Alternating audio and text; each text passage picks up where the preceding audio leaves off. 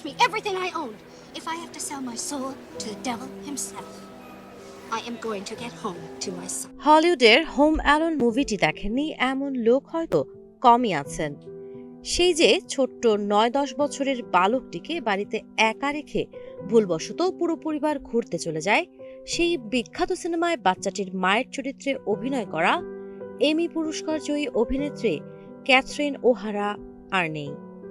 শুক্রবার যুক্তরাষ্ট্রের লস অ্যাঞ্জেলসে ৭১ বছর বয়সে মারা যান এই জনপ্রিয় অভিনেত্রী।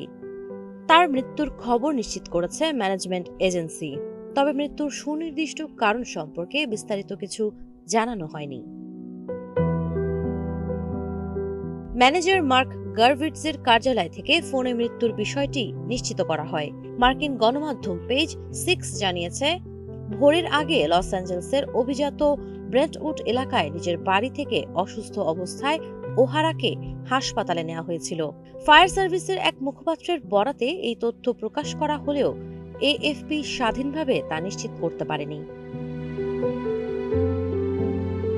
কানাডায় জন্ম নেয়া ক্যাথরিন ওহারা বিশ্বব্যাপী পরিচিতি পান জনপ্রিয় টিভি সিরিজ শিটস ক্রিক এবং কালজয়ী সিনেমা হোম অ্যালোনের মাধ্যমে।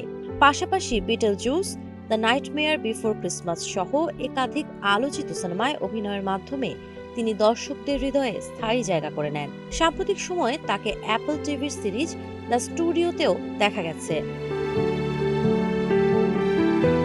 ১৯৫৪ সালে কানাডার টরন্টোতে জন্ম নেওয়া ওহারা অভিনয় জীবন শুরু করেন বিখ্যাত কমেডি থিয়েটার গ্রুপ সেকেন্ড সিটিতে। সেখানে তার সহশিল্পীদের মধ্যে ছিলেন ইউজিন লেভি, যার সঙ্গে তিনি পরবর্তী সময়ে বহু সফল প্রজেক্টে কাজ করেন। চলচ্চিত্রে তার অভিষেক ঘটে ১৯৮০ সালে ডাবল নেগেটিভ সিনেমার মাধ্যমে। ১৯৮৮ সালে টিম বার্টনের বিটলজুস সিনেমায় অভিনয়ের মাধ্যমে তিনি সমালোচকদের প্রশংসা কুড়ান।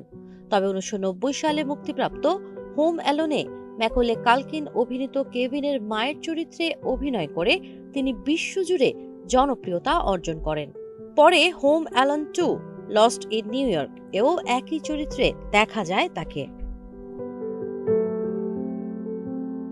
নতুন প্রজন্মের কাছে ক্যাথরিন ওহারা সবচেয়ে বেশি পরিচিত হন শিটস ক্রিকের ময়রা রোজ চরিত্রের মাধ্যমে।